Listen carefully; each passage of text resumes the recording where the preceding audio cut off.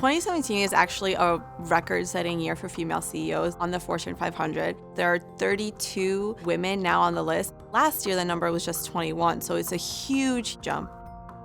When it comes to minority female leaders, there's actually only 2 of those on the list. Indra Nooyi, the CEO of PepsiCo, and now Geisha Williams. Geisha Williams is actually the very first Latina CEO on the Fortune 500. She's been with PG&E for about 10 years on the electricity side of the company, but she just this past March became CEO of the entire company.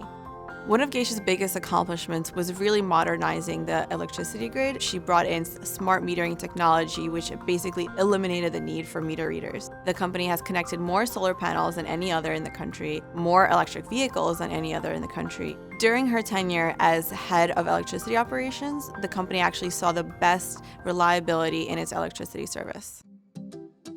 Geisha Williams was born in Cuba in 1962. She is a daughter of political refugees from Cuba. They came to the US. Geisha was 5 years old. Her father worked 3 jobs. He was at a factory, he washed dishes.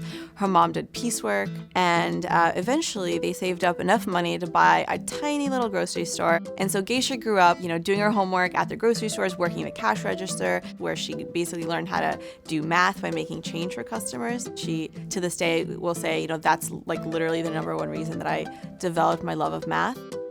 She went to college, she studied engineering. She saw a job posting on a bulletin board, super random.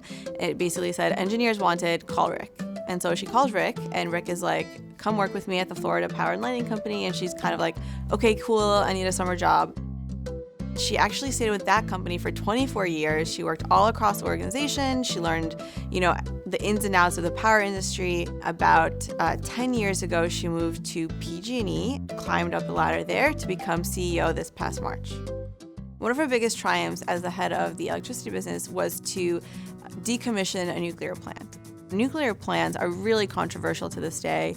She basically had to align a bunch of diverse stakeholders, from unions to environmentalists to the Nuclear Energy Commission. And so she got all of these groups with very, very opposing interests to agree on one joint proposal to decommission the plant when its lease is up. And that was a huge accomplishment, because normally these groups are really just, fighting each other and trying to push their agendas forward. And she managed to gather everyone in one room and create a proposal that worked for everyone. That just really speaks volumes to her abilities to be a leader. Her predecessor as CEO, Tony Earley, called it her final exam for the CEO job.